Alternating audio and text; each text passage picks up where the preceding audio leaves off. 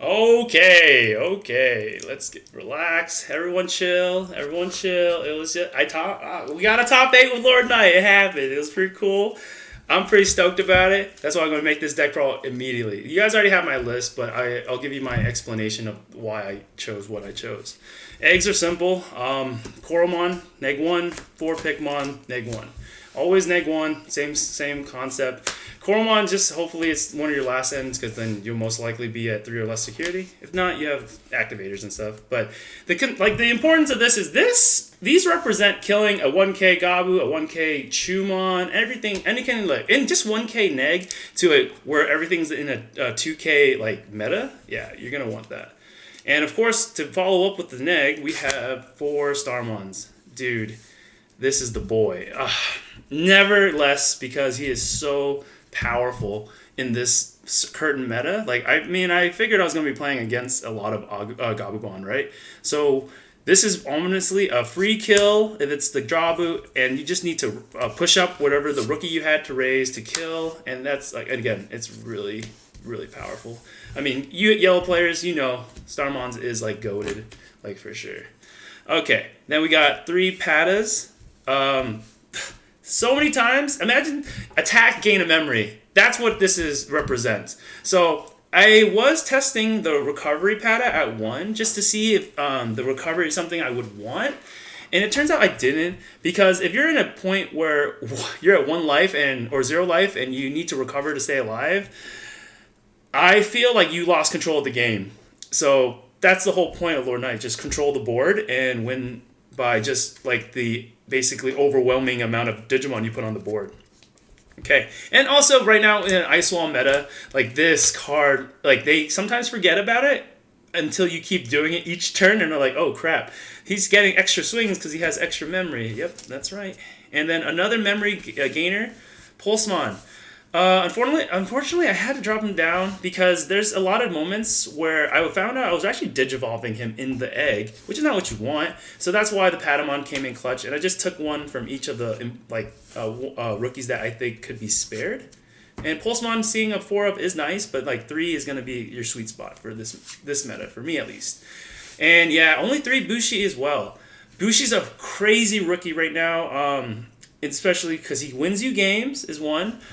He also is a counter, not a counter per se, but like a deterrent from flare. People will be like, "Oh, you have a Bushi in there?" I'm like, "Yeah." I'm like, "Okay, I won't flare." I'm like, "Okay, that's cool with me." Like it's ensuring that if I attack and there's a flare, the Bushi is gonna protect the body, so I can still get that swing. And of course, the MVP of this whole dang deck. Like, you guys think I was winning with Lord Knight most of the time? Most of the time, it was like 8-mon, champion swinging aggro, and then eventually they have to deal with it, and then you just respond back with the clapback Lord Knight. Or, like, you can, like, if you got the hand, and Lord Knight is just swinging, dropping, and they just like, all right, I'll play a Tamer. I'm like, okay, keep playing them. But I mean, obviously, the Tamers are scary. But this deck the reason I picked it was mainly to just counter the Gabubon matchup. Because if this was a Setcon meta, this would not be the deck to play. I'm telling you guys. I was luckily only met 2 Setcons during Swiss. And, you know, Gabubons are still very formidable to me. So, I mean, obviously, that's why I lost. Chungman just had a better hand, and he's a good player. No hate on that. Oh, 4 Pedos, 1 cost Evo. I don't really need to explain that. And it's still a blocker. Running multiple blockers into a bond can sometimes save you 1 check, even though it's like, even though it's just the 1 check. It is important because, like, it's your life. Oh, yeah, I'll explain again. Then 2 more blockers, Unimon. Just a staple blocker. I didn't see any Justmons, but where the 5k versus 6k was that relevant. But, I mean, extra DP, always good. Extra cheap to play from hand, 5 is very reasonable. 2 Evo, it's decent. And honestly, you guys think this guy's a clown, but he's actually had some game-saving moments. Like, I was bricking on Lord Knightmon for the longest time, and then I just said, I already knew nothing was in there. So I just said, because I grabbed it something from my security with a TK. I was like, great, there's nothing in there for Gladdy. But I played him to just play the choke play because I was at 3 because of TK the next turn.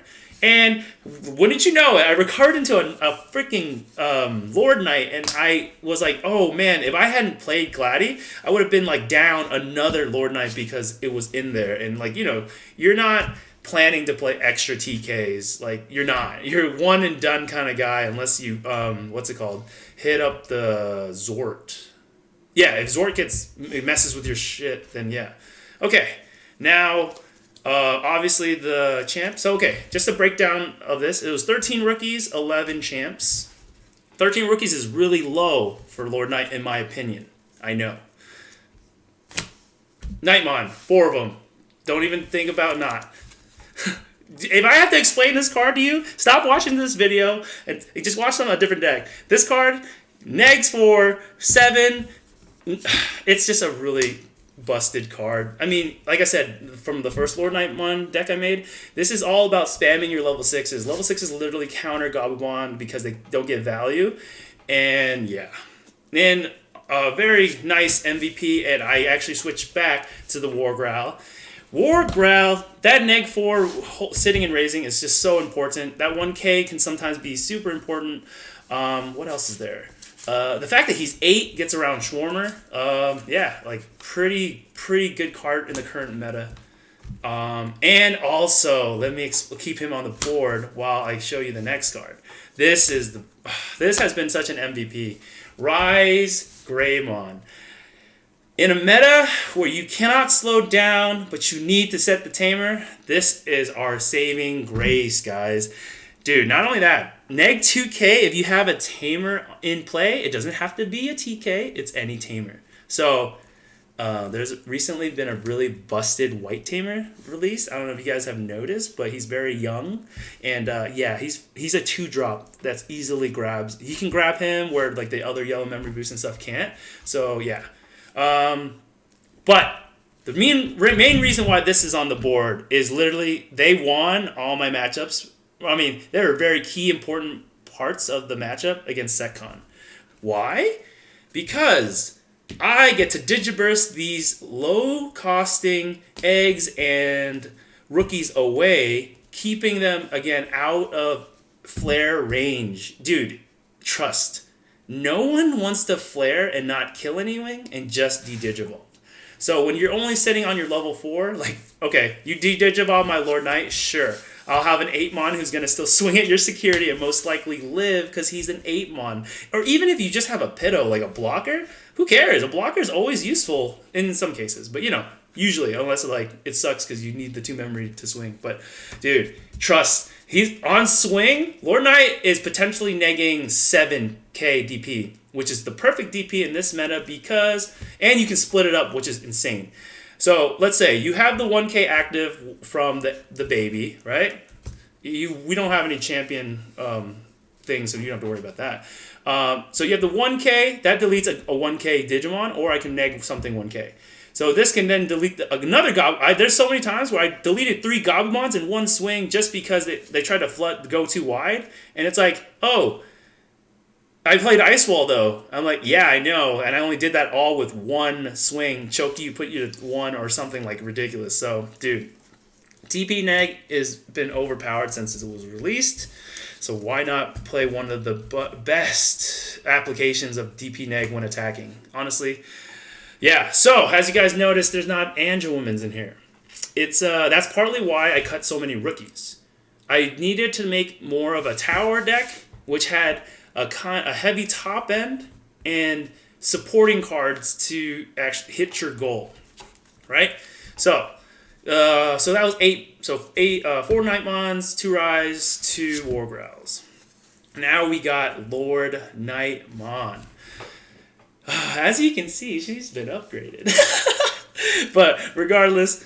Yeah, I love this since I started playing it. It just makes me use like quick math, it's like quick subtraction, addition and subtraction. Like it's just insane. I really love this card. I'm glad. Shout outs to everyone who actually sold me them theirs. I pulled 1. I traded for 1, and then I traded for, and then I bought these 2, I think. And then there was 1 I traded to a friend. So thank you to Penelope Sweats for my on the mantle Lord Knight. Okay, so this is like a LordKnightmon toolbox almost, kind of like similar how I was thinking in my previous deck, but now I cut it down to just the Sakuya, Masta, and one Dynas. So I had to cut War Gray because honestly he just dies a lot, and it's just not worth it for me because as you guys saw, I found that Angel Woman, using her ability, keeping yourself at 3 life is a trap, dude. Like you're 1 and 4 life compared to 3 life in this meta is huge. Like huge. Like alright, let's just think of a simple scenario. BT6 Gabu, Davis, Tamer. Rays go to 5, like double swing, or no, triple swing, Lobo for 4th swing. If I was at 3 life, I lost. Right? And then that's just like, obviously there's no blockers because it's freaking Gabubon. You're not going to have any blockers on the board. Maybe 1 attack. That's why I run extra blockers. But you get what I mean? And just so I can get extra rookies on the board, which is just more value for Gabubon to delete. So Angel Woman had to take a side, take a bench for this set, or for this Nats. 2 Balders, kills Bond and security. Also just very, very good board control. Still good. There's moments where you're not going to want to use. I know, I realize that, and it kind of sucks sometimes. And it is something to consider cutting down to 1. But then, like, 2 is just the perfect amount because, like, if you see it in security, you're like, it's cool. You can stay there. You're going to do your job in security usually. And, yeah. So, Valder's still really good. It's just, it's hard to use. Okay. Since we've last talked, 3 TKs now because Ice Wall is definitely a problem. If you have TK, you're still guaranteed 1 swing. And in this deck, if you're killing and getting memory back from Pada, that's 2 swings. And so unless they want to double Ice Wall on you, you're like, okay, I just won't attack. Simple thing, right?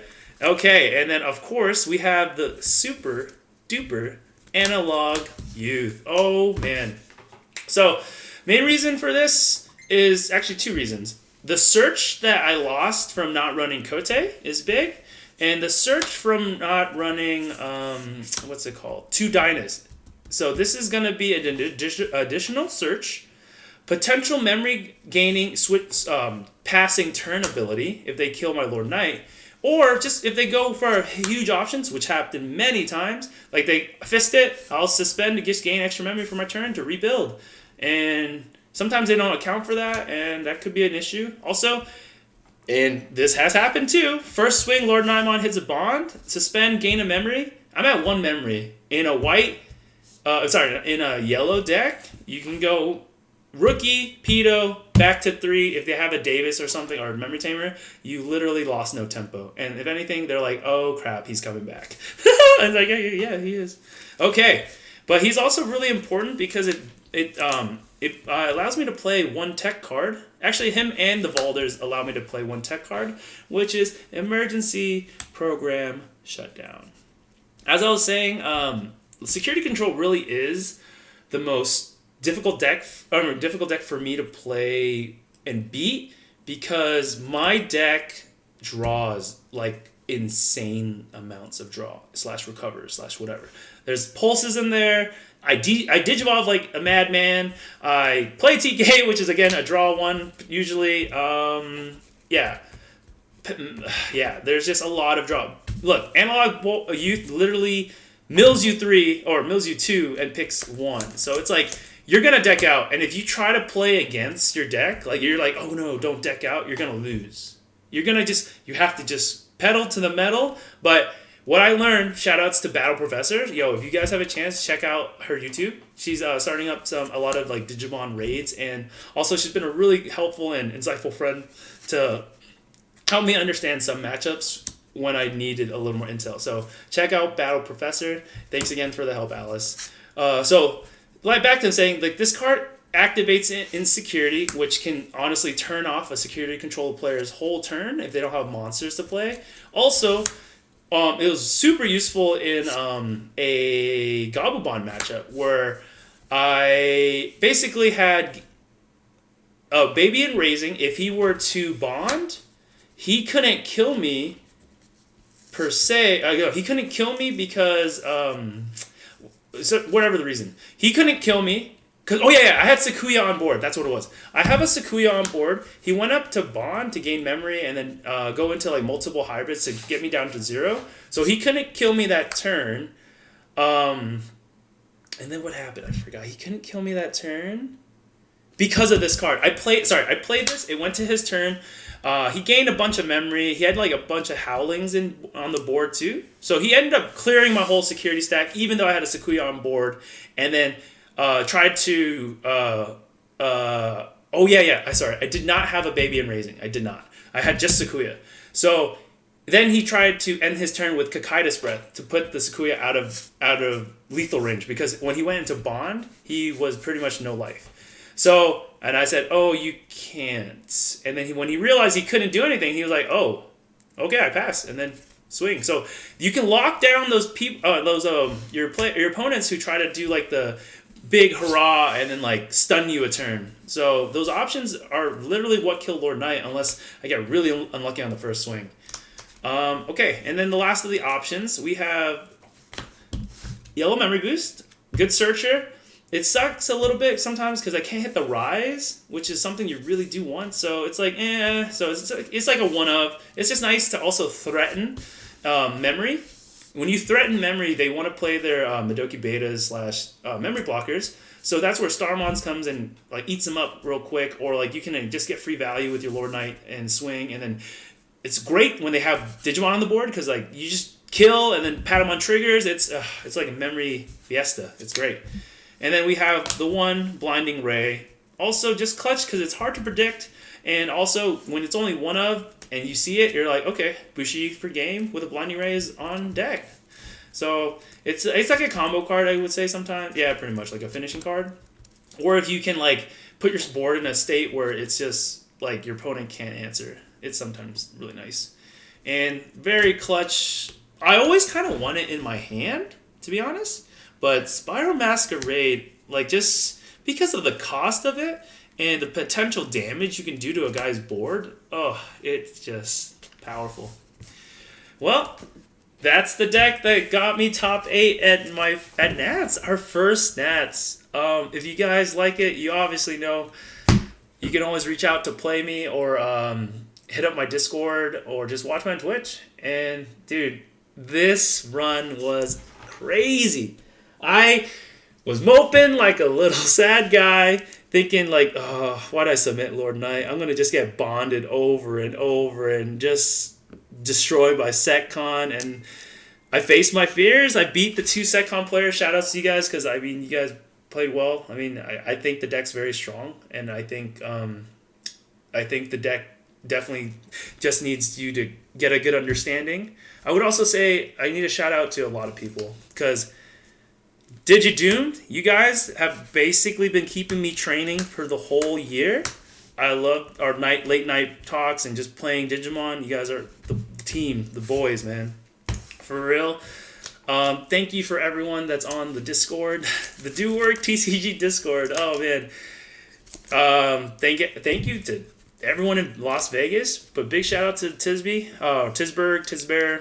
I'm sorry you couldn't join me on day 2, but dude, you know all our playtesting put me to this spot, so I really appreciate all the Gobblons because you're an excellent player, and I can't wait to actually see and play you again. So, shout out to my boy Vanished, who I met literally just a few months ago, and then we just been good friends, and I think him helping me just play whatever matchup I asked him was just perfect. So thank you guys. And also to my boys in Vegas, you know I love y'all. Dude, the table, everything was so hyped when I came back. But thank you, Matt. You keeping me on time. Like all you guys keeping me hyped in the street, dude. It was a day, and I couldn't be happier with my performance. Going with the girl for Nats, I can't believe it. But y'all, I hope to see more of you guys around. But I'll keep making these videos, and I love Digimon, and I hope you guys do too. Thank you for watching. Take care.